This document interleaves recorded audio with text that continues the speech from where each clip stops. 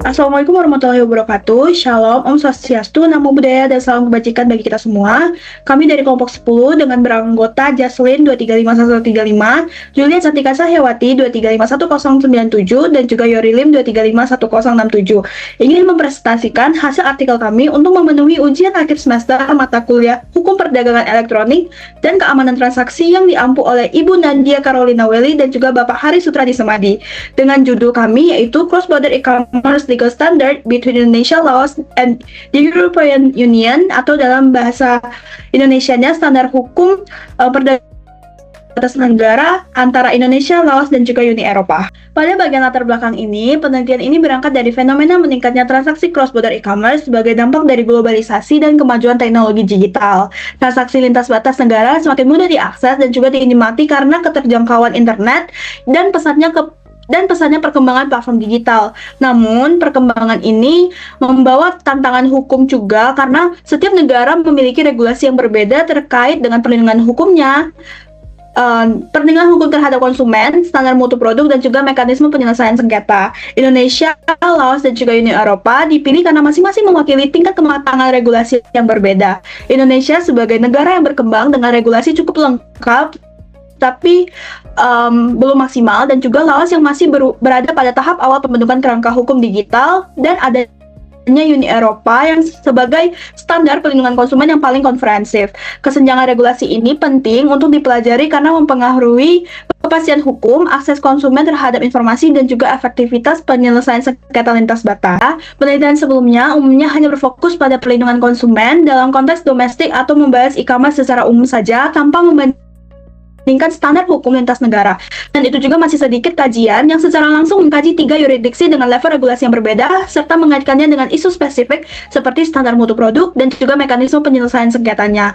Penelitian ini mengisi celah tersebut dengan menghadirkan perbandingan komprehensif antara Indonesia, Laos, dan juga Uni Eropa serta menganalisis bagaimana perbedaan regulasi berdampak terhadap perlindungan konsumen dan transaksi digital lintas batas. Adapun pembaharuannya,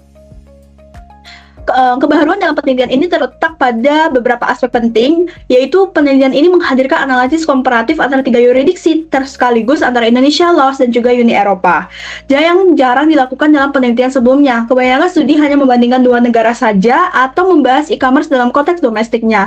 Dengan memasukkan Laos yang merupakan negara dengan kapasitas regulasi lebih rendah, penelitian ini memberikan gambaran kontras yang memperkaya pemahaman tentang kesenjangan perlindungan konsumen di antara lintas kawasan.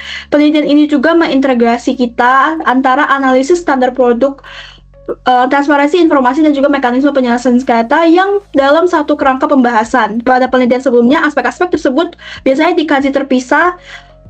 Penelitian ini justru memperlihatkan hubungan antar variabel tersebut dengan konteks cross-border e-commerce sehingga mampu menunjukkan bagaimana kelemahan pada satu aspek dapat berdampak pada efektivitas perlindungan konsumen secara keseluruhan. Penelitian ini juga menyoroti implementasi GPSR 2023-988 yang dimana regulasi terbaru Uni Eropa ini yang menjadi standar global dengan keamanan produk dan perlindungan konsumennya. Dengan memasukkan regulasi terbaru ini, penelitian menjadi relevan secara aktual dan juga memberikan kontribusi terhadap literatur yang sebelumnya belum banyak membahas tentang GPSR sebagai model referensi bagi negara yang berkembang. Dan juga penelitian ini menawarkan rekomen praktis berbasis komparatif bagi pembuat kebijakan di Indonesia dan Laos, terutama dalam memperkuat standar produk, transparansi informasi, dan juga akses penyelesaian sengketa bagi konsumen dalam transaksi digital lintas batas. Dengan demikian, penelitian ini tidak hanya bersifat deskriptif, tapi juga memberikan nilai aplikatif bagi pengembangan kebijakan. Data yang kami gunakan dalam penelitian ini adalah data sekunder yang bersumber dari peraturan perundang-undangan, literatur akademik, jurnal ilmiah, dan juga laporan lembaga internasional, regulasi e-commerce di Indonesia, Laos, dan juga Uni Eropa, serta dokumen-dokumen hukum terkait dengan transaksi digital dan juga bahan hukum primer meliputi UU PK, UU ITE, PP PMSE, dan Consumer Protection Law serta GPSR dan Right Directive Uni Eropa, dan juga bahan hukum sekundernya meliputi artikel ilmiah, buku hukum, dan juga publikasi penelitian terbaru.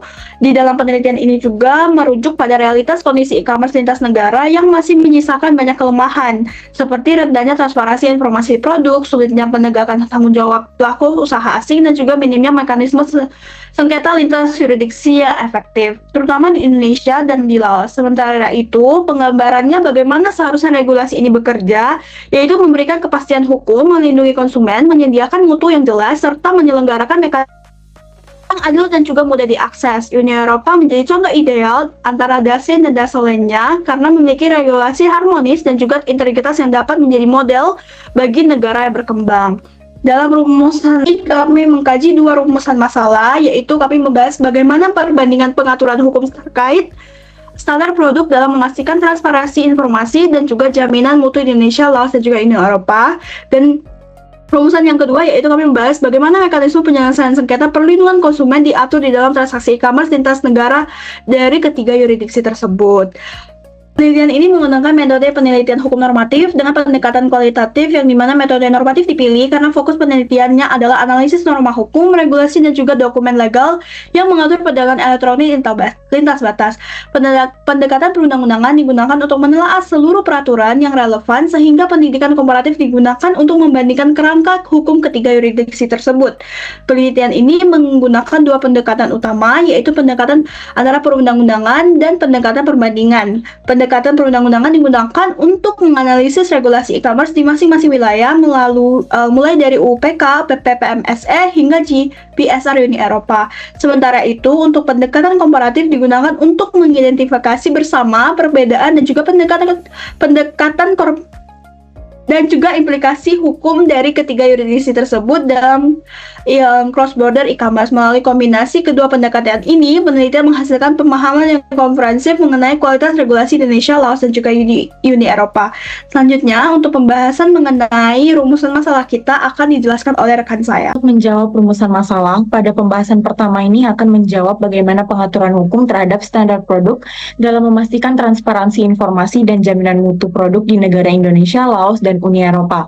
Transaksi e-commerce lintas negara saat ini menghadapi tantangan yang cukup kompleks. Bayangkan kita sebagai konsumen yang membeli produk dari negara lain melalui platform online, ternyata ada banyak hambatan hukum yang muncul, seperti perbedaan sistem hukum antar negara, yang dimana ada civil law dan common law, menciptakan interpretasi yang berbeda terhadap kontrak digital. Yang lebih rumit lagi adalah soal yurisdiksi. Ketika terjadi masalah yang dimana di negara mana kita harus menyelesaikan sengketa. Setiap negara mempunyai pandangan berbeda tentang keabsahan kontrak elektronik dan hal ini menciptakan ketidakpastian hukum yang signifikan bagi pelaku usaha maupun konsumen. Selanjutnya pada pembahasan ini akan terlihat bagaimana ketiga yurisdiksi ini mengatur standar mutu dan perlindungan konsumen karena perbedaannya yang dapat dikatakan sangat mencolok. Pertama, ada negara Indonesia yang sudah memiliki fondasi namun implementasinya masih lemah. Di Indonesia kita punya instrumen hukum yang cukup lengkap, ada Undang-Undang Perlindungan Konsumen yang menjadi landasan utama, yang dimana pasal 7 dengan tegas mewajibkan pelaku usaha memberikan informasi yang benar, jelas, dan jujur tentang produk mereka. Kemudian pasal 8 bahkan melarang pelaku usaha memperdagangkan barang yang tidak memenuhi standar. Standar Nasional Indonesia atau SNI yang dikeluarkan oleh BSN menjadi acuan teknis kita. Menariknya, SNI ini bisa bersifat wajib untuk produk yang menyangkut keselamatan, kesehatan, dan lingkungan, tetapi bisa juga bersifat sukarela untuk produk lainnya. Ada pencapaian positif sampai pada tahun 2022, sudah hampir 146.000 pelaku UMKM yang mendapat hak menggunakan tanda SNI Bina UMK secara gratis melalui sistem OSS. Peraturan Pemerintah Nomor 80 Tahun 2019 tentang PMSE juga mengatur aspek standar mutu khusus untuk e-commerce.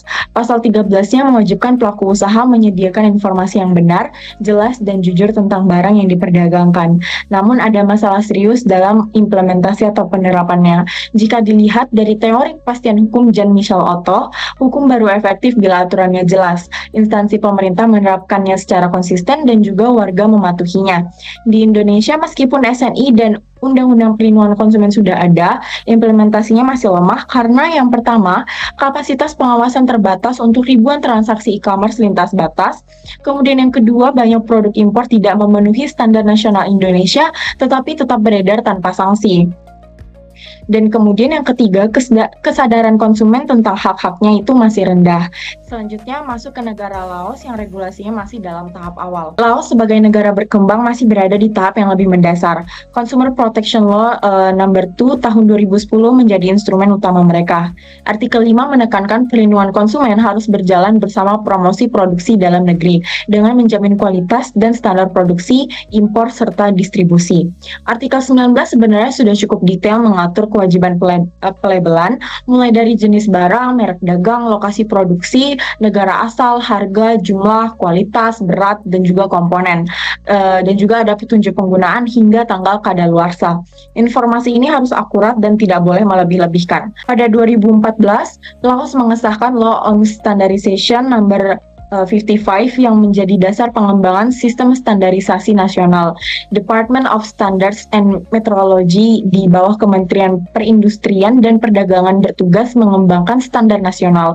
Dekret e-commerce nomor 296/Gov yang efektif Juni 2021 juga mewajibkan penjual menyediakan informasi produk lengkap dan detail bisnis.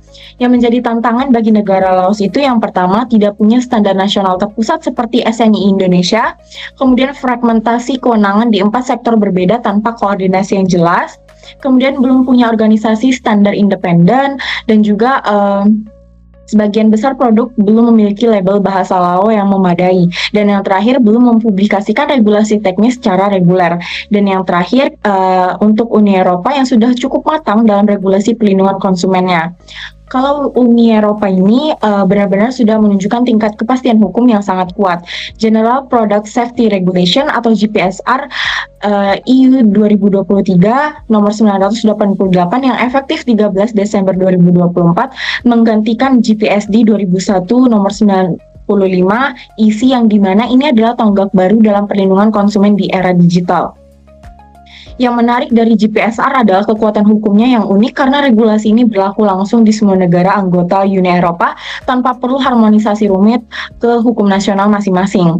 Keunggulan dari sistem Uni Eropa sendiri adalah yang pertama ada Mutual Recognition Agreement atau MRA, sertifikasi produk dari satu negara anggota otomatis diakui di negara anggota lainnya, yang dimana hal ini sangat mempermudah alur barang. Kedua, kewajiban khusus untuk marketplace online. Pada artikel 22 angka 9 GPSR mewajibkan platform marketplace merancang antarmuka yang memungkinkan pedagang memberikan informasi komprehensif, mulai dari nama produsen, alamat kontak, detail identifikasi produk, hingga peringatan keselamatan dalam bahasa yang mudah dipahami konsumen. Kemudian yang ketiga ada dokumentasi yang ketat. Artikel 9 angka 2 mewajibkan produsen menyusun dokumentasi teknis lengkap yang membuktikan produk memenuhi persyaratan keselamatan. Dokumentasi ini mencakup deskripsi produk, karakteristik esensial, label, analisis resiko internal, daftar standar Eropa yang berlaku, dan laporan pengujian. Yang penting, dokumentasi ini harus disimpan selama 10 tahun setelah produk ditempatkan di pasar. Yang keempat, ada sistem traceability yang kuat. Artikel 9 angka 5 mewajibkan produk mencantumkan tipe, nomor batch, atau serial yang jelas terlihat dan terbaca. Kalau produknya terlalu kecil, pengenal harus ada di kemasan atau dokumentasi. Kemudian yang kelima, ada safety gate system, yang dimana ini adalah sistem digital yang dijelaskan dalam resital 68-73, memungkinkan pertukaran informasi tentang produk berbahaya secara real-time di seluruh kawasan Uni Eropa yang sangat canggih dan responsif. Kemudian yang terakhir ada otoritas pengawasan yang kuat. Resital 97 hingga 98 mengatur otoritas pengawasan pasar dengan kewenangan jelas dan sanksi tegas untuk memastikan kepatuhan. Uni Eropa juga memiliki Consumer Rights Directive tahun 2011 yang diamandemen oleh Direktif tahun 2019. Ini mengatur standar informasi sebelum kontrak ditutup, khususnya dalam transaksi digital dan jarak jauh, khususnya hak penarikan atau right of withdrawal dan prosedurnya. Terkait kompleksitas hukum dalam e-commerce lintas batas. Meskipun ada kerangka hukum, masalah transparansi informasi ini masih menjadi tantangan besar dalam e-commerce lintas batas. Perbedaan bahasa dan kurangnya keterbukaan informasi produk sering menyebabkan ketidakseimbangan informasi yang merugikan konsumen. POJK atau Perlindungan Konsumen Sektor Jasa Keuangan sebenarnya sudah menekankan pentingnya penyampaian informasi yang jelas, lengkap, dan mudah dipahami. Tetapi bagaimana menerapkan prinsip ini ketika transaksi melibatkan pihak dari negara yang menggunakan menggunakan bahasa berbeda. Nah, dari situ timbul adanya tantangan praktis seperti yang pertama, kesenjangan informasi antara pelaku usaha dan konsumen yang masih lebar, kemudian yurisdiksi terbatas terhadap pelaku lintas negara, resiko tinggi konsumen terhadap praktik manipulatif digital, dan yang terakhir UMKM menghadapi keterbatasan SDM, infrastruktur teknologi, dan juga literasi digital sehingga sulit menyediakan informasi produk lengkap dalam berbagai bahasa. Dari perbandingan ketiga yurisdiksi ini terlihat jelas bahwa efektivitas pengawasan dan kepastian hukum sangat bergantung pada kekuatan kerangka hukum di masing-masing negara.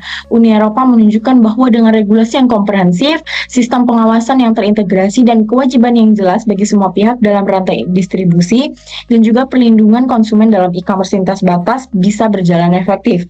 Indonesia sudah mempunyai fondasi hukum yang cukup baik, tapi lemah dalam implementasi. Dan yang terakhir, Laos masih dalam tahap membangun infrastruktur dasar. Baik, selanjutnya sekarang saya akan menjelaskan mekanisme penyelesaian sengketa perlindungan konsumen lintas yurisdiksi antar negara.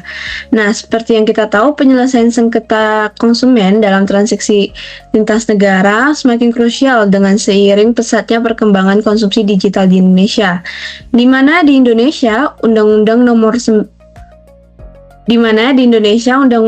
8 Tahun 99 menjadi payung utama hukum yang memungkinkan konsumen untuk menuntut ganti rugi melalui pengadilan ataupun mediasi dan jalur non-litigasi lainnya yang lebih sederhana dan murah, terutama dalam transaksi online. Namun, Laos menghadapi keterbatasan infrastruktur dan mekanisme formal, sehingga kasus-kasus perdagangan e-commerce secara lintas batas sering hanya ditangani via koordinasi administratif yang lambat. Negara di Uni Eropa, mereka itu menawarkan beberapa model komprehensif seperti ADR atau ODR dan juga jalur litigasi. Sistem ini berintegrasi melalui Direktif 2013/11/EU yang memfasilitasi ADR dan ODR untuk sengketa lintas batas tanpa litigasi yang rumit. Meskipun platform ODR pusat sempat dihentikan karena kurang efektif. Untuk penyelesaian sengketa melalui JPSD atau JPSR, Uni Eropa memastikan keamanan produk dan informasi yang akurat. Sementara menurut Brusley 1 Recast memungkinkan konsumen untuk menggugat di negara ditinggalnya. Didukung oleh jurnal dari Roma 1 untuk hukum kontrak, yaitu jurisprudensi CJEU yang konsisten, di mana pendekatan ini menciptakan kepastian hukum dan mendorong kepatuhan pedagang asing dan juga melindungi konsumen secara seimbang. Nah, di tingkat ASEAN itu ada penyelesaian sengketa, yaitu ASEAN mengandalkan ASEAN Consumer Complaint Portal atau ACCP, yaitu untuk pengaduan secara online lintas batas dan pedoman ODR. Meskipun efektivitasnya bervariasi akibat perbedaan kemampuan teknis antar negara, mekanisme ini bersifat administratif daripada mengikat, sehingga konsumen sering kembali ke sistem nasional untuk solusi konkret. Tapi kalau dibandingkan dengan Uni Eropa, ASEAN memang lebih memerlukan integrasi regulasi yang lebih kuat untuk menyamai efektivitas regional. Untuk kasus internasional, kita ini ada pilihan netral di transaksi digital. Kita bisa menggunakan namanya itu arbitrase via SIAC atau UNTRICAL, karena mereka itu lebih populer karena kenetralitasnya dan pemahaman arbiter terhadap teknologi digital, dan juga didukung oleh Konvensi New York pada tahun 1958 untuk eksekusi putusan.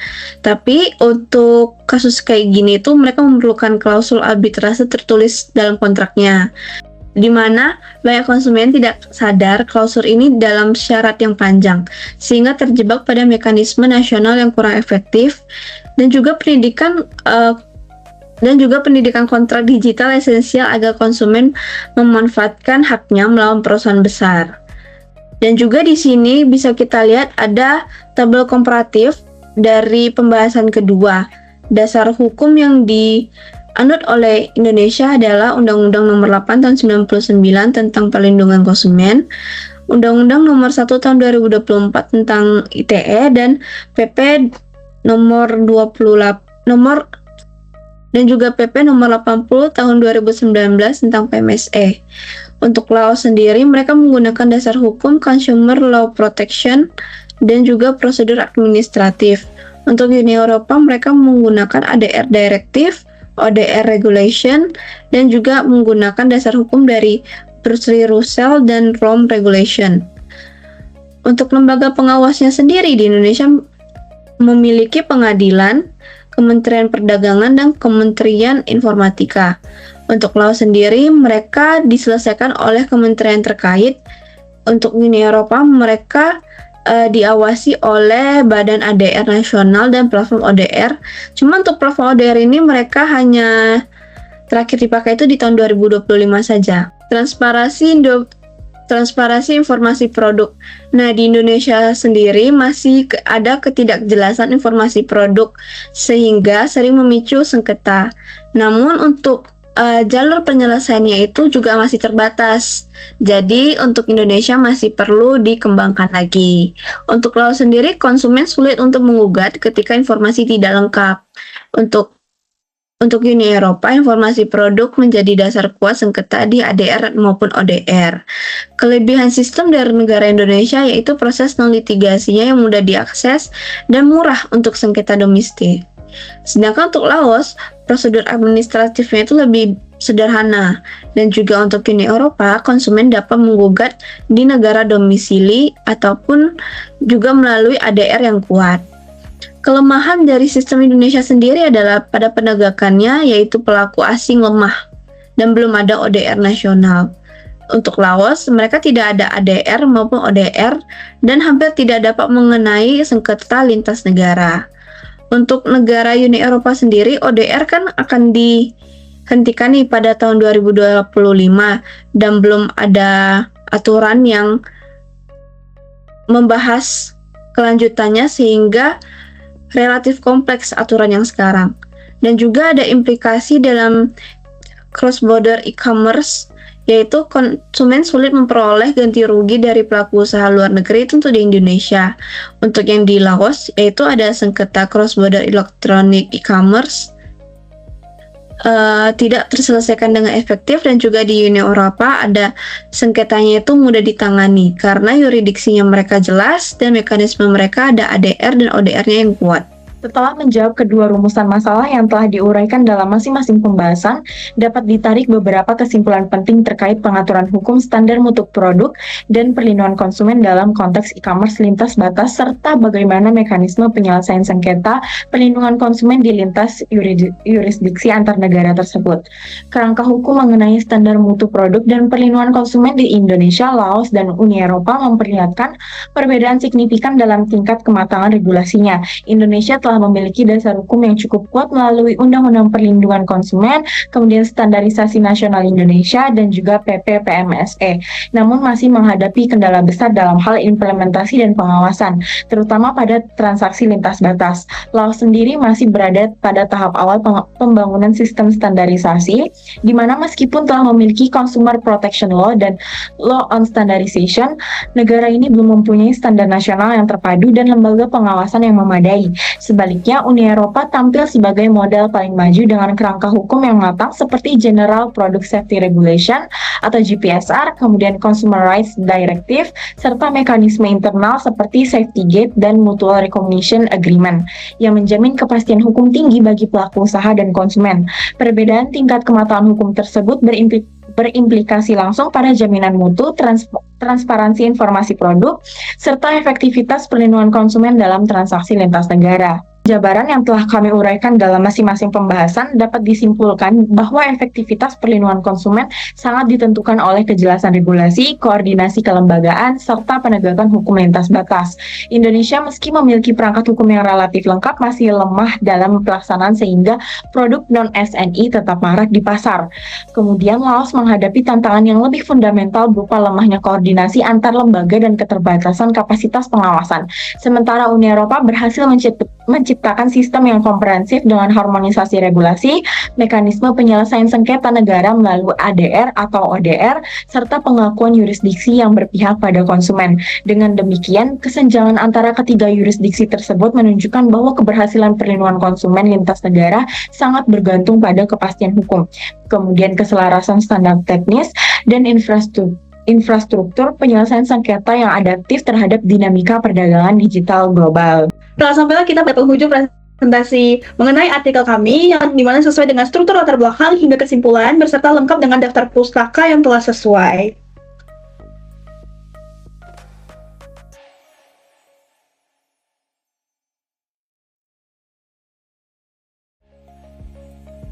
Baik, sekian terima kasih dari kami.